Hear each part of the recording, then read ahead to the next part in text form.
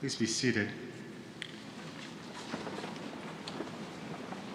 When Jesus came to the place, he looked up and said to him, "Zacchaeus, hurry and come down, for I must stay at your house today."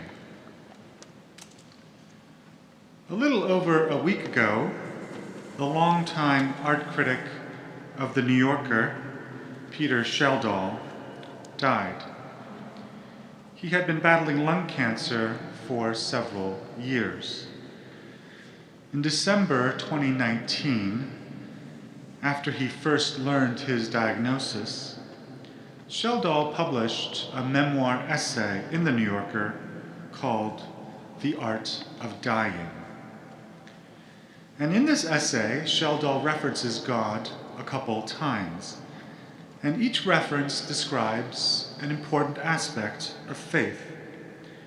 At one point he writes, "I regret my lack of church and its gift of community." And it's certainly true that one of the things church will give you is a community that will be with you in the good days and in the hard days. And later in the essay, Schjeldahl writes about the mystery of life, which can never be completely explained by science or human reason. Quote, "We may be accidents of matter and energy, but we can't help circling back to a sense of meaning that is unaccountable by the application of what we know." Community, a meaning to life that extends beyond the material plane to the transcendent. These are two important aspects of any faith system or religion, including our own. But Jesus offers us so much more than this. The name Zacchaeus is the Greek form of a Jewish name that in Hebrew means righteous one. And by the cultural standards of the day, this name was clearly ironic. For Zacchaeus was the complete opposite of a righteous person. As a chief tax collector, Zacchaeus used his authority working for the Roman Empire not to serve the people, but to exploit them. And as a rich man, he extorted money from poor people in order to further enrich himself. It is no wonder that the crowd says that he is a sinner, because he was.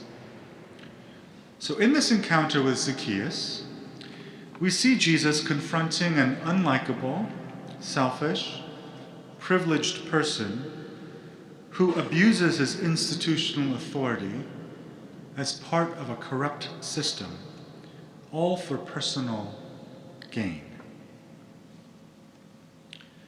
In one of his very final pieces for the New Yorker before he died, it was published just last month in September, Schjeldahl reviewed a new biography of the Dutch painter Piet Mondrian.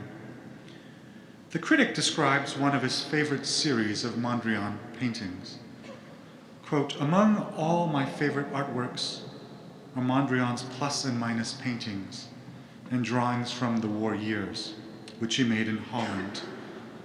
Their oval arrangements of short, often crisscrossing horizontal and vertical black lines, poetically evoking ocean wavelets and starry skies. They give me, however fleetingly, a sense of coming home to a refuge of all-forgiving grace." Coming home to a refuge of all-forgiving grace. When Jesus looks up at Zacchaeus in that sycamore tree, which all these years later you can still see, it stands in Jericho today. When Jesus looks up at Zacchaeus, he does not rile up the crowd and try to form a mob to attack this exploiter of the poor and vulnerable. He does not make Zacchaeus the scapegoat. Jesus does not call fire and brimstone down. He does not say, "Zacchaeus, you are a sinner, you must repent, or you will burn in hell." Jesus does none of these things. Instead, he looks up at the tree, calls Zacchaeus by name, And in front of that angry crowd that calls him a sinner, Jesus offers to visit him at his home and to share a meal with him at his table. Jesus offers him a refuge of all forgiving grace. And when he receives that grace, which Zacchaeus did not deserve, for that is the definition of grace, we can never deserve it, Zacchaeus' life is completely transformed.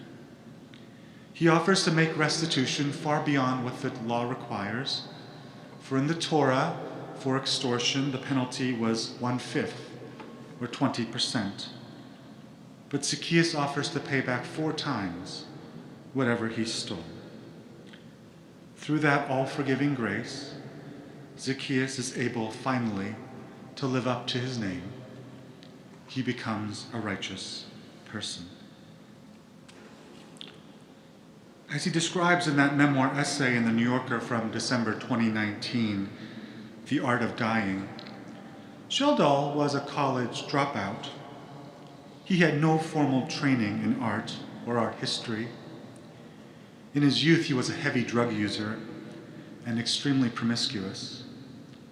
Until the age of 50, when he got sober, he was a raging blackout alcoholic. But along the way, people offered him a refuge of all forgiving grace. There was an editor who gave him his first reporter job when he had no journalism experience. He once got lost while hiking the Montana Rockies. He nearly fell off the side of a cliff, and as he hiked overnight in the woods, he finally emerged, he writes, a tattered scarecrow on the park's one highway. Cars sped up at the sight of me in their headlights until one stopped. Most importantly, there was meeting his wife, Brooke, and staying married to her for almost 50 years. His daughter, Ada, once asked her mother how to stay married. Schjeldahl writes, Brooke said, "Don't get divorced. If you don't divorce, you are 100% married, no matter what's going on. I am so glad we stayed together that for once in my verbose life, words to express it fail me." Each of these moments of grace were undeserved, but it is these moments, you might say, that helped Peter Schjeldahl live up to his own name. For Peter, we know, in Greek, means rock. And coming home to a refuge of all forgiving grace made this college dropout become a rock, someone solid and dependable, to his wife Brooke, his daughter Ada, and to all of the fans of this wise and witty art critic. Where are you looking for God? In a church community? In a meaning of life that goes beyond the material plane and takes you to the transcendent? How about here? When someone has faith in us, even though we have lost faith in everything. When someone forgives us, even though we are not deserving of forgiveness. When someone chooses to love us, even though we are so unlovable. This is what Jesus gave to Zacchaeus, sitting up in that sycamore tree. And this refuge of all forgiving grace is what Jesus offers us. And when we accept that grace, we are transformed and we become a little more like the person God has called us to be.